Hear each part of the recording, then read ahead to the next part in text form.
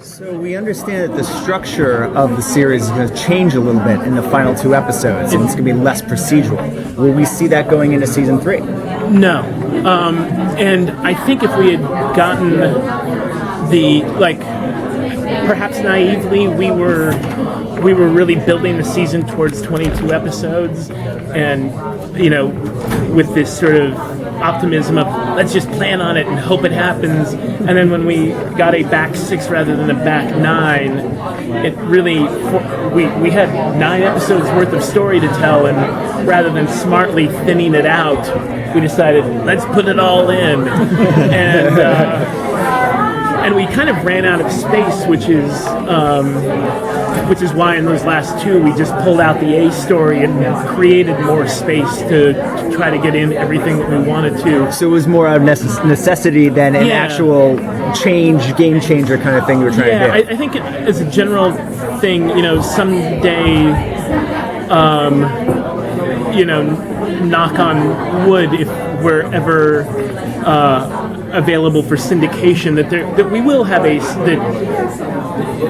have standalone episodes with a case of the week that actually do a little bit better in syndication than pure soap operas do in syndication. I mean, that was sort of the plan originally when we went in. So we're not fundamentally changing it to a non-case of the week show. We will still have that anthologized element. Though I wouldn't be surprised if occasionally, we try to do big episodes before that big Christmas break. Like those are ones like we made that a 9-day shooting episode rather than a normal 8.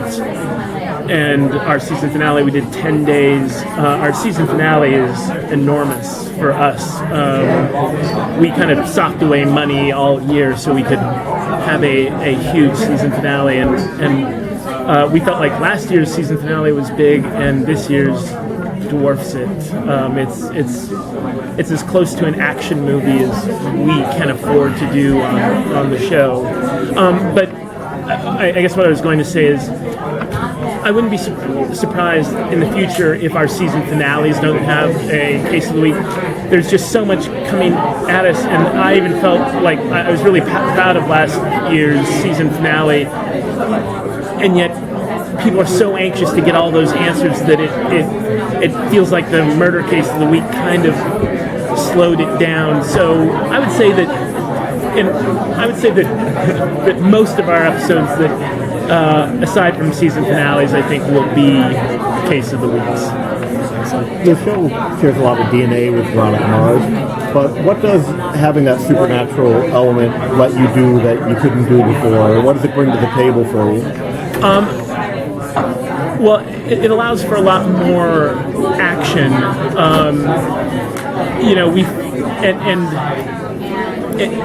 In a way, like with Veronica Mars, I felt like what our show could handle, and it was always bad when we veered away from this.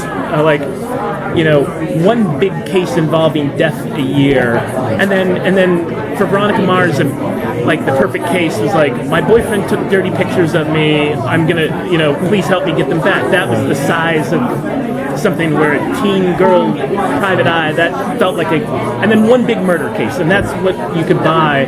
Now we're doing murder of the week, and then, like death on a mass scale, and there is a certain suspension of, it's a comic book show.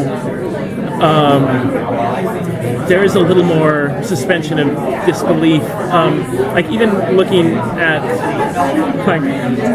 I try to keep this in mind because I have some issues with the supernatural, and I would even argue that, I don't even know if it's an argument, but I think Diane would be totally happy just doing supernatural, and with me, even with zombie things, I have to believe it's a virus. Right. I want to believe in fake medicine more than fake magic.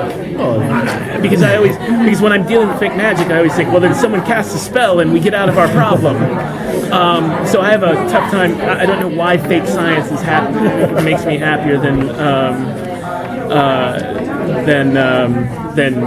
supernatural. But I was like, the amazing thing about Buffy the Vampire Slayers, a lot of kids could die at that high school, and people show. I would take my kid out of Sunnyvale High School. I would,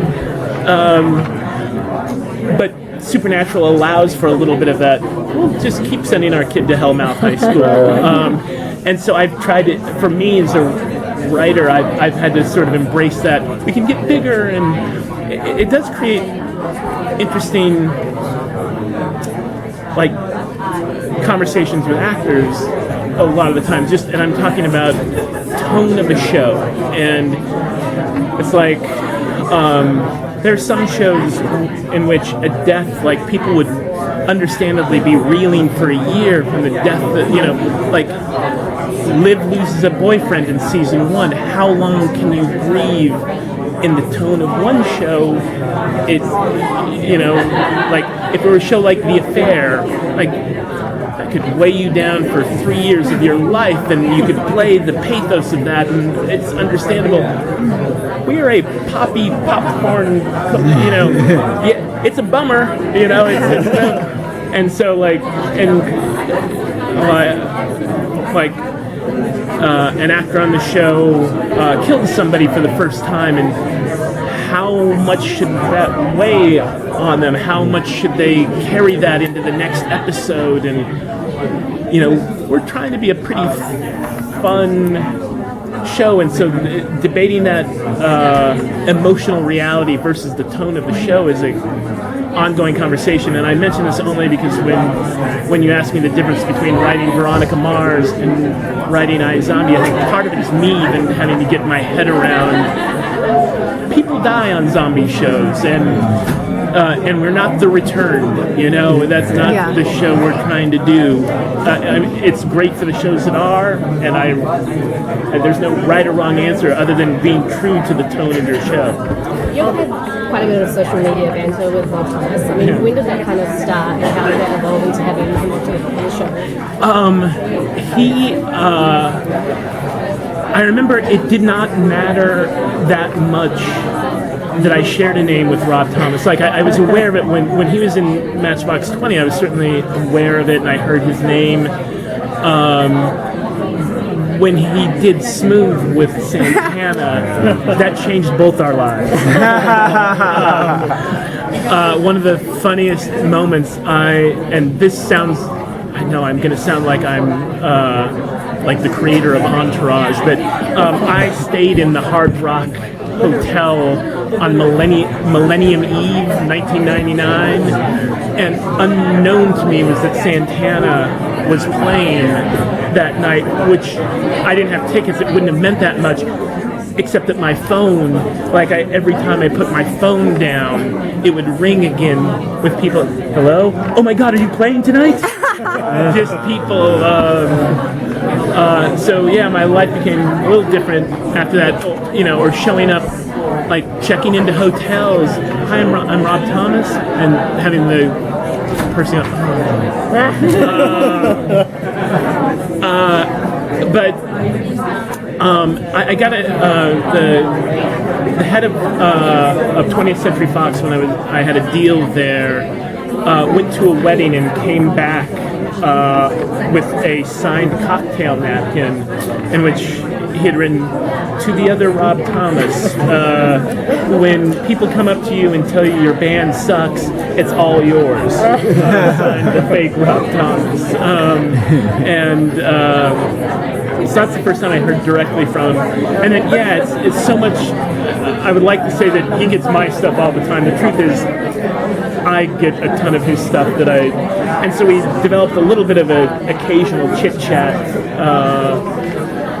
relationship that way. But he's always been just lovely to me. And so in the writer's room, we wanted there to be a Supermax television commercial that Vaughn was showing people, and we wanted to have a jingle at the end, and we just said, so who should do this jingle? And one of the writers said, Rob Thomas. I said, oh my God, that's great.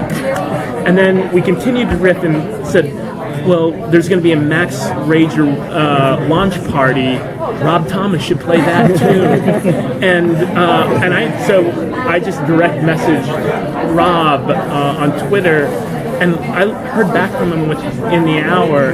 And what I did not know, and what is so lovely, is that he is an iZombie fan and was thrilled to meet the cast. They all loved him up there.